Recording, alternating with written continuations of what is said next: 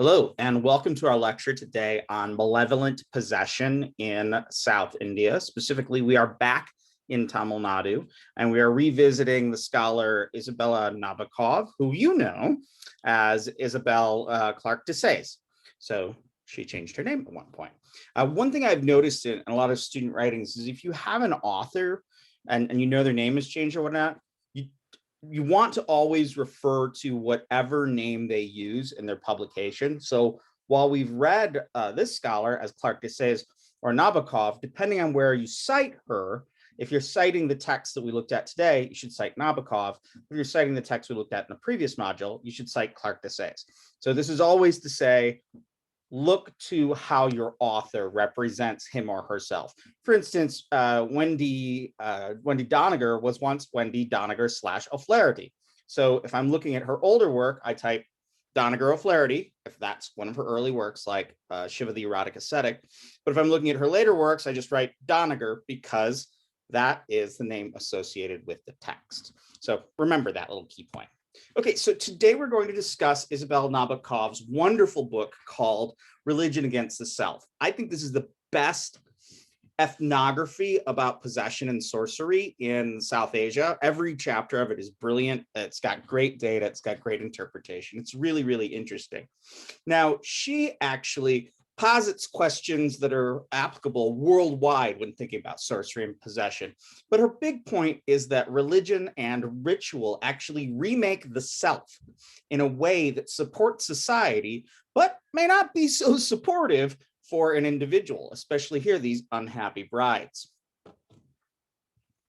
Now, when we think about possession, we generally think about it in the background of Catholicism and even Protestantism. So the Christian Bible, not so much the Hebrew Bible, but also very much from horror movies and sort of supernatural type TV shows and paranormal TV shows. So one of the things I want you to think about just in general in religious studies is, where does stuff come from? Now, I was thinking about this recently because you hear all of this depiction of Satanism, and I grew up in the 1970s and 80s as a Protestant Christian. There was always this talk of organized satanic underground churches and whatnot. But I always wondered, that's not in the Bible anywhere.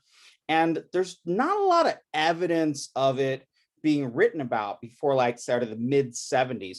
So where does all this imagery of Satanism come from? Well, you can start look at movies like Black Sabbath, or one of my favorites, Race with the Devil from the 1970s. And there you will see the almost exact representation of the satanic underground that existed in what we call the Satanic Panic in the 1980s, in which everybody thought that daycare centers were being run by satanic cults that were abusing children and whatnot. So if you really wonder where that imagery comes from, you can almost date it. It's showing certain times in certain movies. And in fact, it's people watching late night movies and then applying it to sort of ideas they have on the church. So when you hear about Satan, a satanic underground network, one, realize it doesn't exist, because I would have found it if it does by now at this point in my wanderings to and fro across the earth. But also question yourself where this information is coming from. And don't just assert. If somebody says this exists, say, well, how do you know it exists? And then also look at the imagery that they're using and ask yourself, well, where does that come from? So in fact, if you look at the movie, The Exorcist, which is based on a book by William Peter Blatty, it was actually based on a case in Washington, D.C. in the 1950s in which a little boy was possessed, and they did call it an exorcist. But Blatty took it in all sorts of different directions in his excellent novel, The Exorcist. Anyway, so if in India, there are sort of two types of possession. There is a malevolent or a benevolent possession. We're going to talk about both of those in this class. Most possession is actually benevolent, in which a being sort of takes over another being. I don't have a slide for this, sorry. In which one being takes over another being, and this is called avesha or samavesa. When avesha or samavesha or possession happens, this ranges from religious ecstasy to acting in random and odd manners. And I've definitely found myself going into trances and whatnot when I've been in specific Hindu rituals. Also trance states in which the god is present in the person who is possessed. And people can even take darshan of the god in a physical form by the person who is possessed. We'll look at this next week. Or even oracles in which the person who is possessed speaks for the god. If you want to know more about all of this, I recommend a book by Frederick Smith called The Self-Possessed. Now, this consists of a comprehensive overview of the anthropology of possession in South Asia, but there's also a comprehensive translation study of various Sanskrit scriptures about possession. Possession has, for the most part, almost been completely ignored by religious studies, though we will see it has been well studied by anthropology. Okay, so today we're talking about malevolent possession. And in malevolent possession, you see that longing or sort of hungry ghosts and malevolent forest spirits will take over a person, causing mental and physical illnesses, including toothaches. I knew a Swami one time who had a specific mantra and a specific like amulet he had, but he said, this will get rid of the demon that causes toothaches. I was like, oh, toothaches are caused by demons. Well, that's really interesting. Anyway, so, sorry, I got lost for a second there. So today we're talking about these malevolent spirits. Now, this malevolent possession will manifest itself in a person who's been possessed or is being afflicted by being sort of generally discontent. But we can see that it will lead on other occasions to like horrific trances and people acting, well, you know, kind of demonic. So in this case, we're talking about demons, not devils. Don't confuse those and don't bring your Western understanding into it. Now, possessing spirits are not seeking to ruin the soul or to tempt someone into sin or to get them to go to hell or whatnot. That's the role of a devil. And they don't really have them in South Asia. You don't have a devil. What you do have is demons. Demons are sort of hungry. They will possess people in order to be fed, in order that they can eat food through the person, or that they can sort of eat the person or accept offerings of food from others. So a demon is sort of like a hungry tiger. If you feed the tiger, they go away. Demons are everywhere, these malicious sort of entities in Hinduism, and there's all sorts of technologies for dealing with them. But people don't fear demons in the way that people sort of fear a devil. There is no specific deity that is out there to destroy your very essence, as as the Christian understanding of the devil is found. All right, so how should we understand people who are possessed? How should we describe them?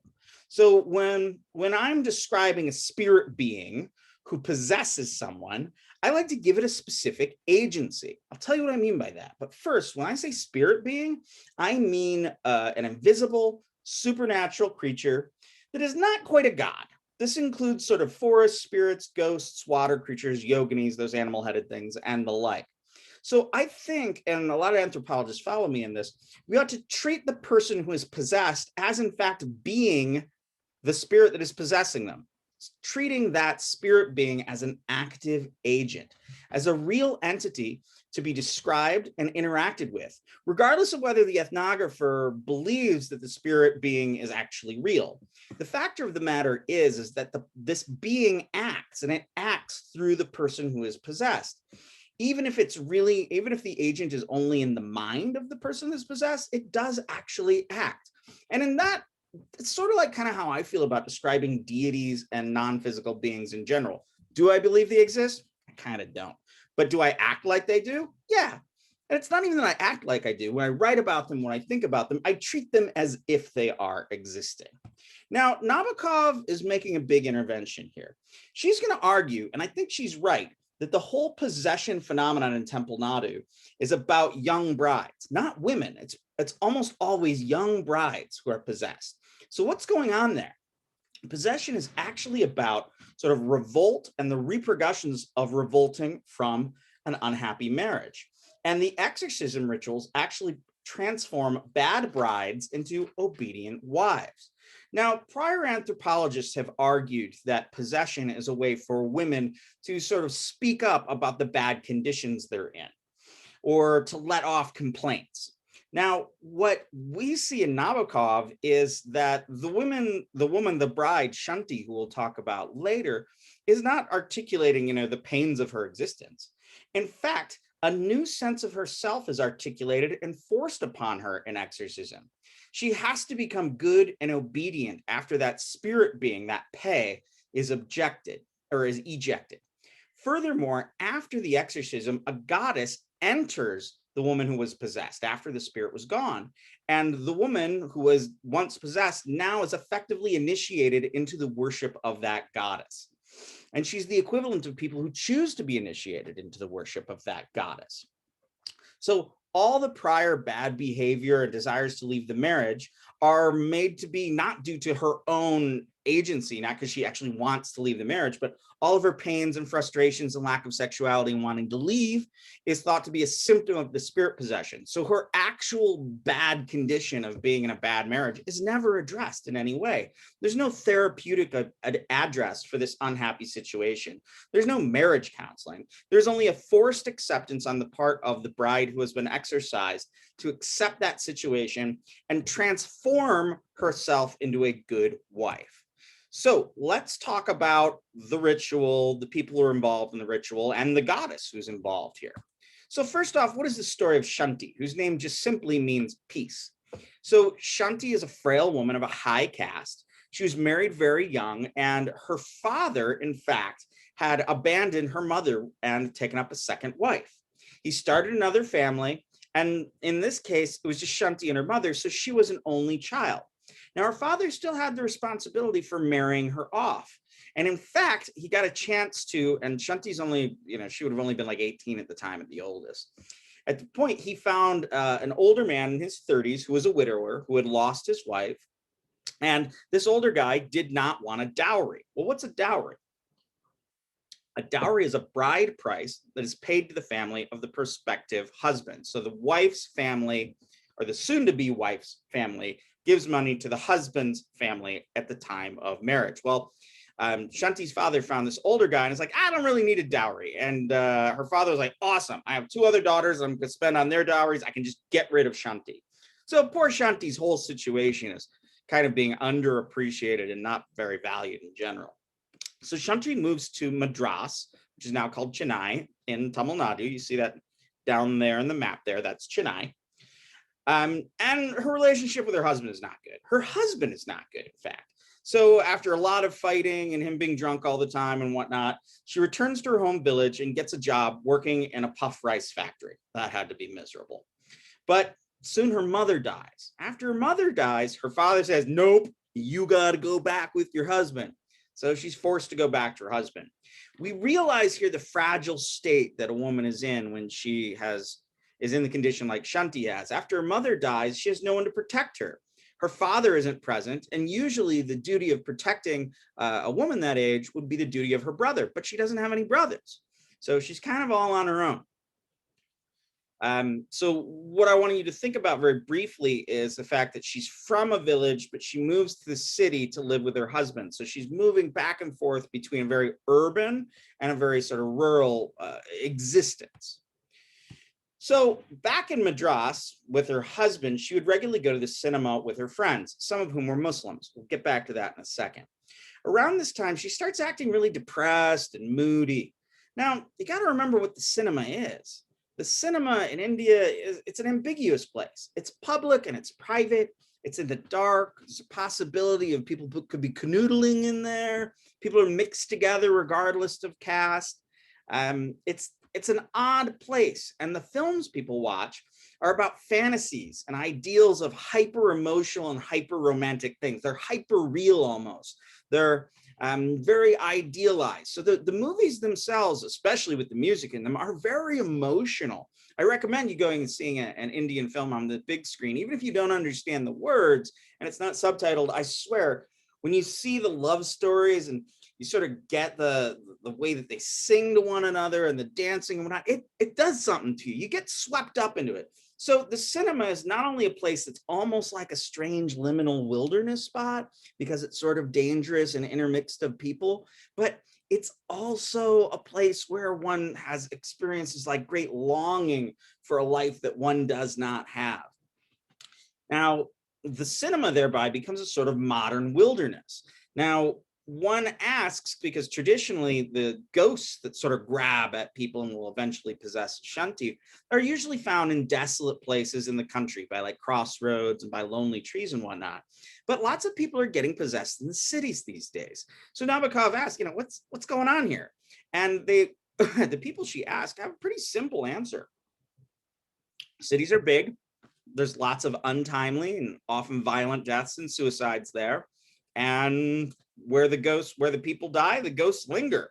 So they linger about. These days, you don't hear about people being possessed when they're sort of walking at midday by a lonely tree away from any male guardians or whatnot. You hear about them on the bus. You hear about them walking in a town square, or even going to the cinema, all places where women are considered to be free of their male guardianship. So there's also another level of this patriarchy in here, that women are not around physically responsible men for them. That also invites the attack from spirits. All right, so she gets a diagnosis. She's acting weird. So her family kind of takes her to a male devotee of the goddess Kali, and his name is Raghavan. She describes him elsewhere in the book. So he goes into a trance and he diagnoses Shanti as being possessed by a pei. I'll tell you what a pei is in just a second. So he diagnoses a ritual that will, quote unquote, make the pei run away. Now, the specialist who's gone into a trance and realized that she's possessed by a ghost will not do the exorcism ritual himself. He, in fact, sends them off to a very specific place. But first off, what is a pei? What are these unhappy ghosts? Well, they're the spirits of humans, here males, who have died unnatural deaths. They're obsessed with catching conspicuously young married women.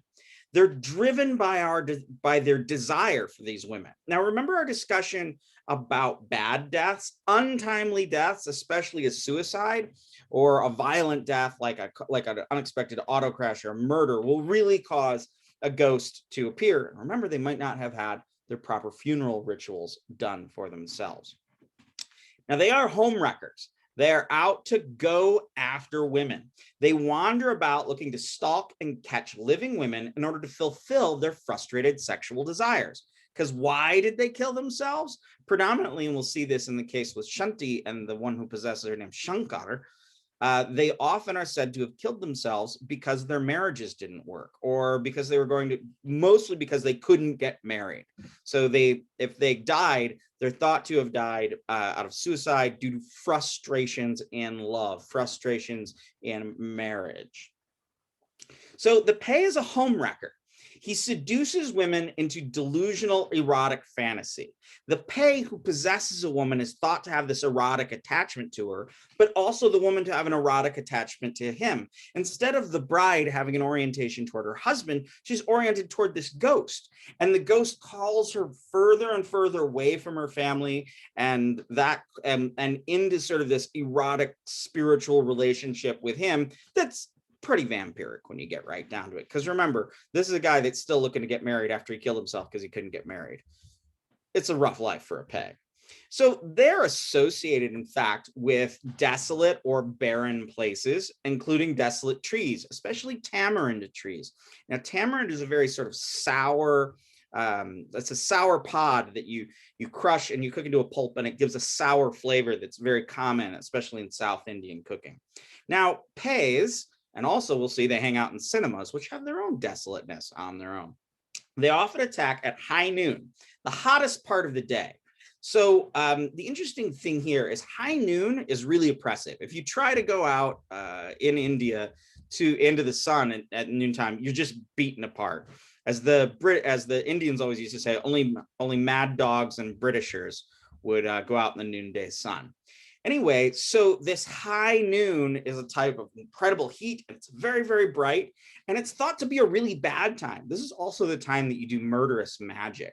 We also see that these desolate trees, such as the tamarinds, are those that thrive in high heat.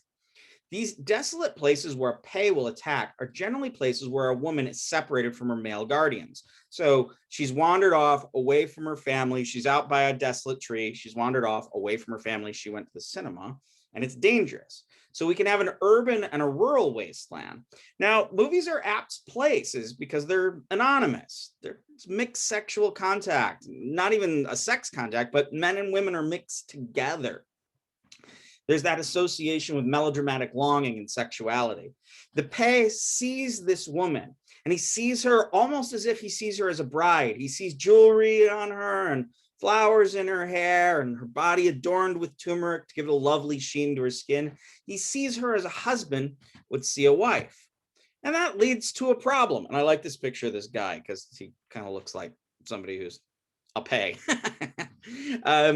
One thing we'll see in a second, I'll talk about this more, is he attaches herself to wild hair.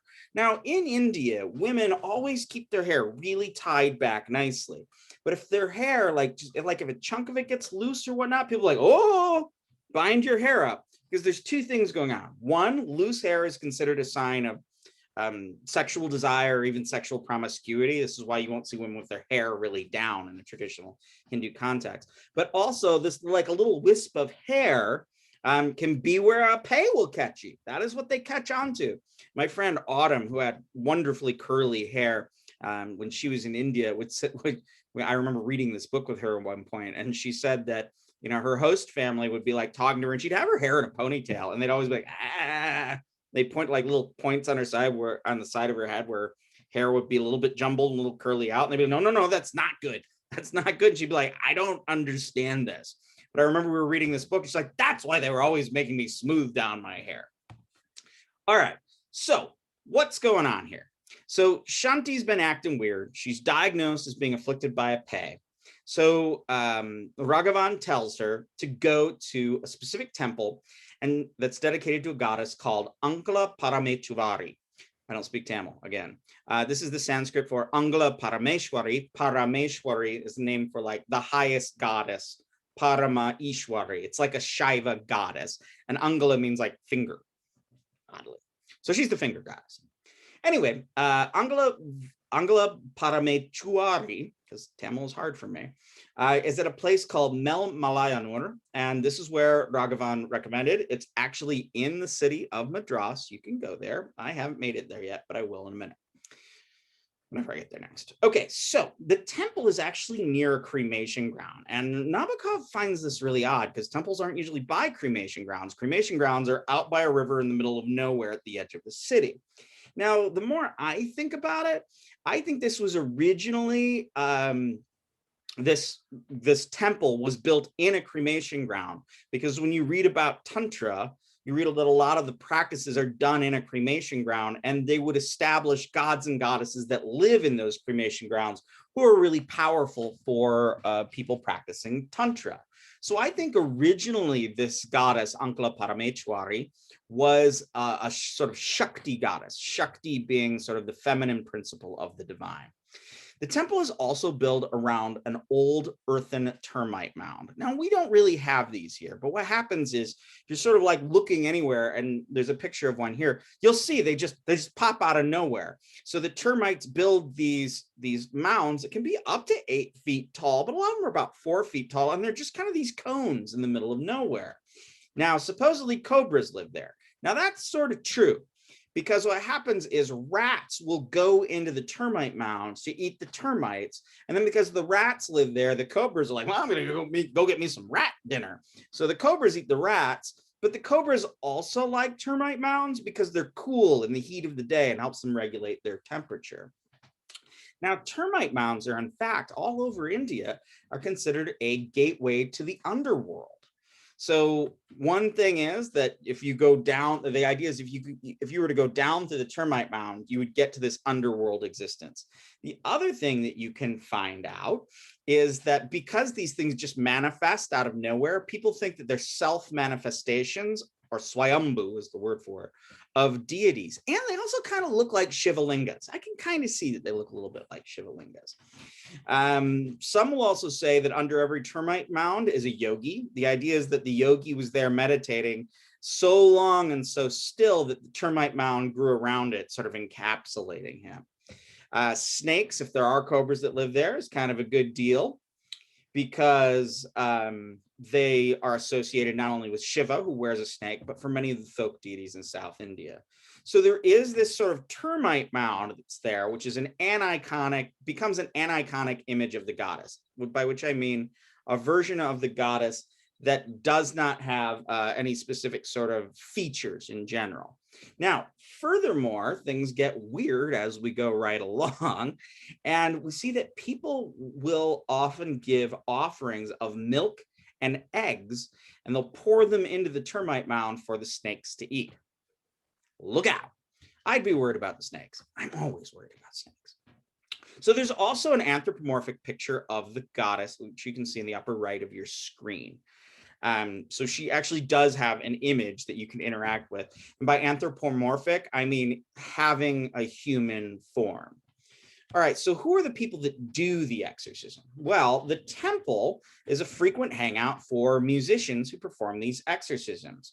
Now, the more I've read about them and the more I've looked at them in this book, and I haven't quite figured it out, but I believe they're Virashaiva Lingayats, who we read about in Ramanujan. Those are the ones that worship an unformed Shiva, but wear the specific lingams that are like tiny little lingams that are kept in special little caskets. So these are sort of people that worship Shiva, but do not consider themselves Hindus, and they're anti-caste.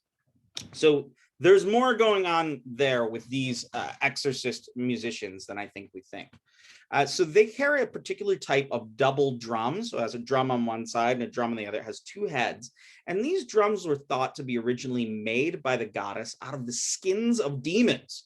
So it makes sense that this type of drum that they play is used for exorcism, since you're banging on the dead skin of a demon. What would a demon hate more than somebody displaying its eye?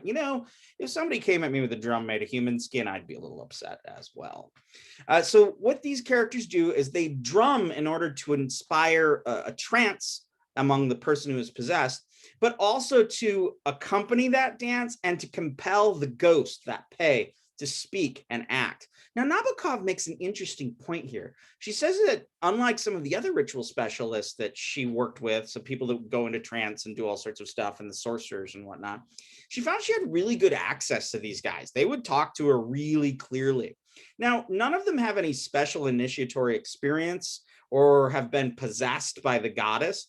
Their power is due to the technical knowledge of ritual and their ability to play the drums. Because they have no special relationship with the temple goddess in this ritual, they're kind of similar to the ethnographer. They treated her like a ritual specialist as well. We do see that one of the guys is regularly a temple priest there, but in this case, he's not working as a temple priest. So let's look at the ritual, the exorcism process. So part one requires getting that pei to dance. These musicians at Ankala Parameshwari temple met Shanti in the morning, and they tried to make the pei dance and speak. So first they drum, and you can hear it from miles and miles away, which would probably draw people nearby to watch the exorcism. They drum to announce that the event is happening. Then they start drumming and asking the spirit all sorts of questions, but it's really resistant. So the ghost, or Shanti, depending on how you want to look at it, I like to think, let's just talk about the ghost. The ghost really resists, but then something odd happens. A devotee of the temple goddess, who is an older woman who's dressed all in yellow, shows up and she starts dancing to the drums. The musicians seem sort of irritated, but because they're not getting anywhere in their practice, they say, all right, goddess, what's going on? Goddess Parameshwari Angala, what's going on with you? Why do you let all these women suffer like this? How's that cool? So the devotee actually comes forward and she shakes some margosa leaves over Shanti and then says, you know what? In 2 hours, count them, 2 hours, this ghost is going to show up and do its thing. Now, in this sense, when the devotee dances and when she speaks, she's speaking as and for the goddess. So this is benevolent possession. This isn't malevolent. This woman dancing in yellow is not in a bad way. She's She has a good relationship with the goddess that allows her to dance in the temple in a somewhat ecstatic state, but also to pronounce sort of what's going to happen with this ghost. So she's a stand-in for the goddess. So in the afternoon, they start drumming and singing and really getting the exorcism going in earnest. The main singer actually does an invocation to all of the main Hindu gods and local pantheons, sort of, so all the gods are there to sort of guide the ritual as it goes along. In this second time they get going in the afternoon, Shanti immediately enters a trance. Now, this demon just won't say his name. So they get him to talk, and he says he was male, he's about 22, 23. He says he's from about the same village where Shanti is from. He describes committing suicide because he did not want to marry the woman that his family offered to him. Notice that possibility of an unhappy marriage. He finally actually says his name is Shankar, which sounds an awful lot like Shanti. Now, Nabokov makes this really astute argument here that these details mirror the life of Shanti, as I was alluding to. In fact, as she looks through her transcriptions of lots of different possession rituals and narratives that she observes, she sees that the Pei always fill in their own biographies with similar details or borrowed details from the life of the person who's possessed. This shows there's a merger of the demon and the demoniac. Haha, there's another new word, demoniac, the person who is possessed. Demon, the one who does the possessing. So the demoniac. So it shows there's a merger of the demon and the demoniac, but it also shows how the demoniac is still somehow present, that she structures the representation of the ghost.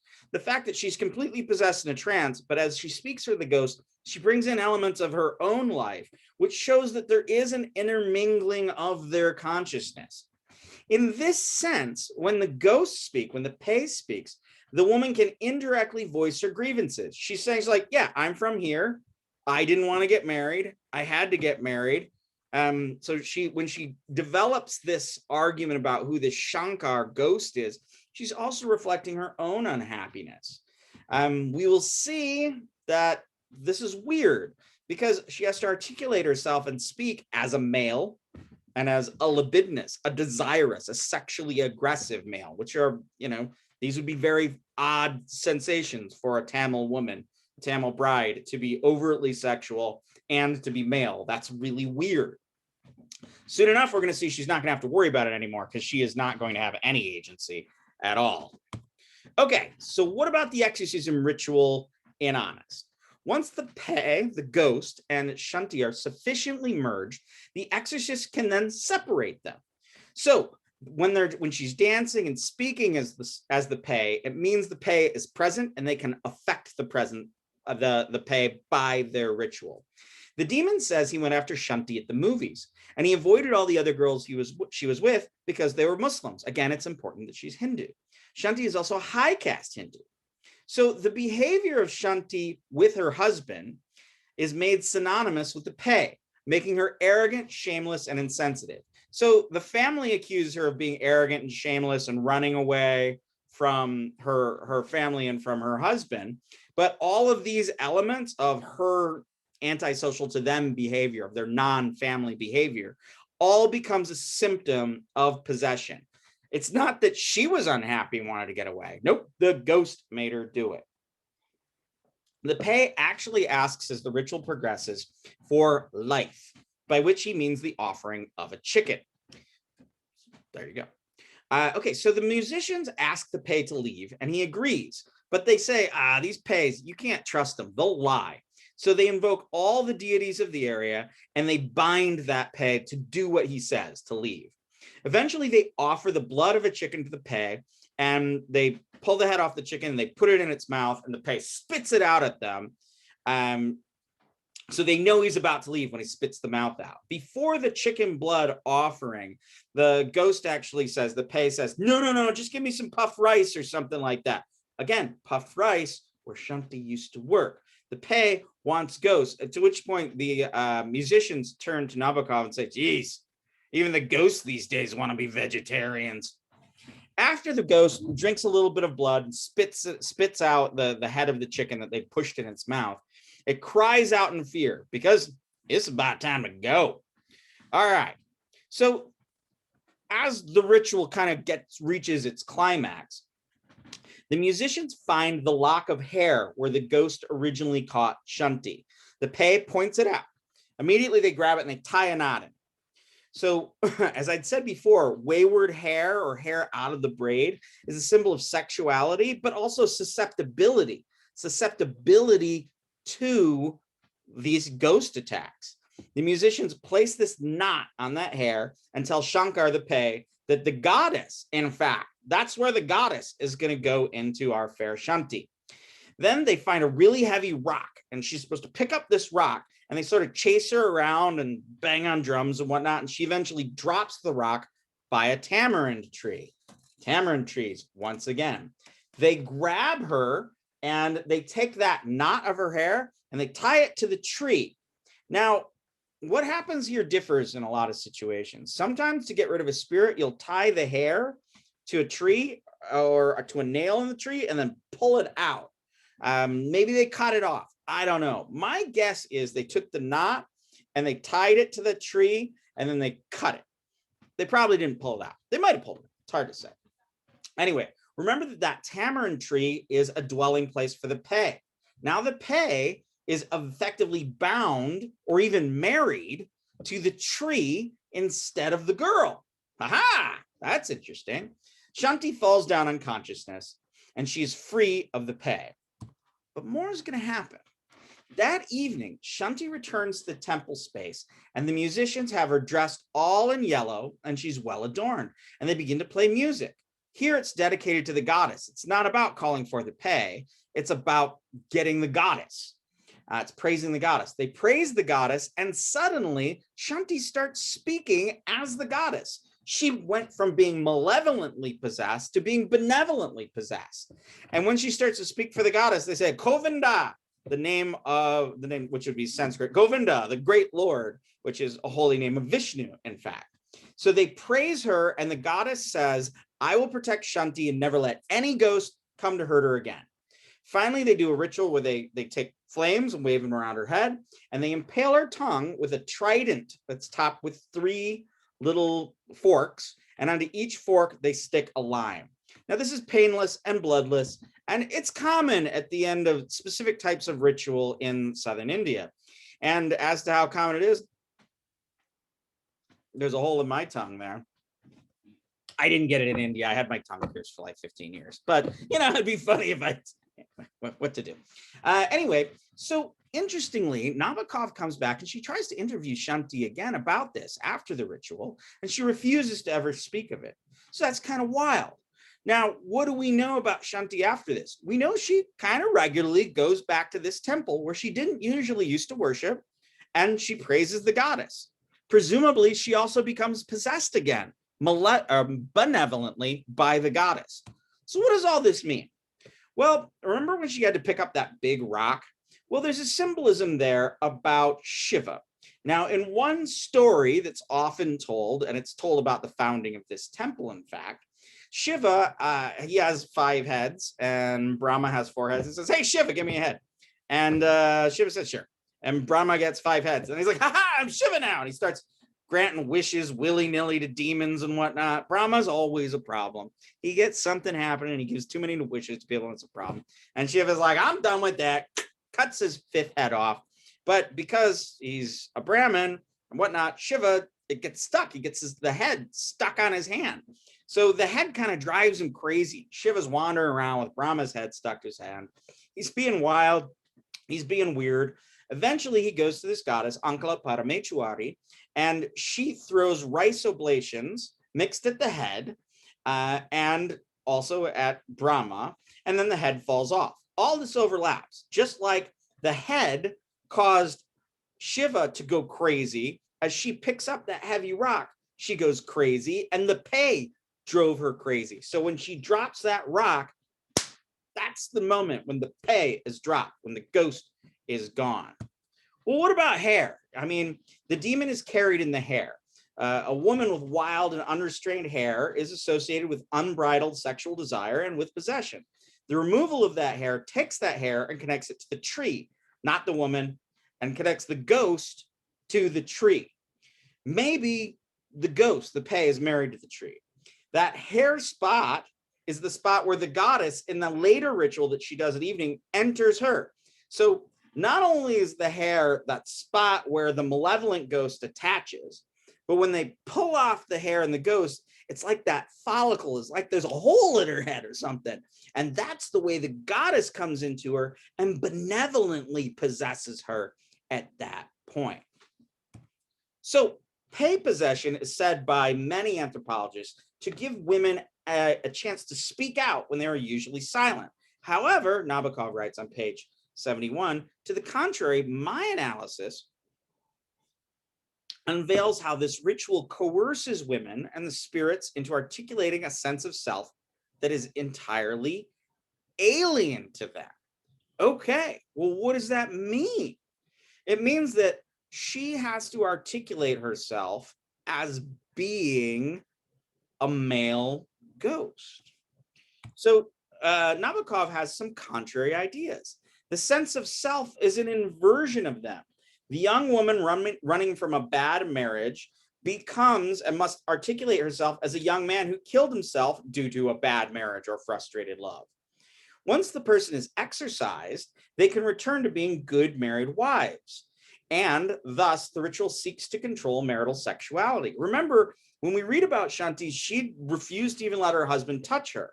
But after she's exorcised, she gets rid of the ghost and presumably goes home and resumes having sex with her husband. So the ghost is made a symptom for her not wanting to be sexual. The exorcism restores, supposedly, her desire to be sexual with her husband. So here's a discourse that focuses on women who are disenchanted with conjugal life, accusing them of surrendering to fantasies of extramarital intimacy at the cinema and with the ghost, and of therefore jeopardizing the reproduction of their husband's family. If they're not going to have sex, they're not going to have kids. This means you're challenging the very possibility of the family line going on. Nabokov continues on page 93. A main purpose of the exorcistic dialogue is to delineate and publicize the fact that these women have trespassed the boundaries of cultural reason and have succumbed to marital disappointments and erotic impulses that put them in peril of losing their minds. This is why the musicians must first identify them with the prime symbol of frustration. In Tamil, the Pei.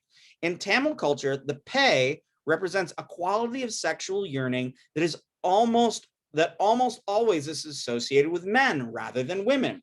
So the woman leaving the marriage is thought to be wanting to seek out more sexual desire and whatnot in the same way that the ghost does. So when the woman speaks as the ghost, she's effectively speaking as a man. When she is exorcised, she becomes a woman again. So there's a thing that happens. The woman wanting to leave is treated more like a man who obviously, like her father, would want to leave and have another marriage. Then she goes off and becomes possessed by a male that caused her to act as a male. Then they remove that ghost and she acts as a goddess, becoming the quintessential female again. So we can see this orientation of sexual desire and gender and waywardness and running away and reinscription. They will turn her into a good bride, whether she likes it or not. All right, so what are we really getting at? In order to fix women, they are not given any type of marriage counseling. They're forcefully removed. They have their, these women do not have any type of marriage counseling. Their demonic sexual partner, because it's thought that the ghost and Shanti are lovers, forces the woman to accept her demon as, or blah, blah, blah. I didn't say this right.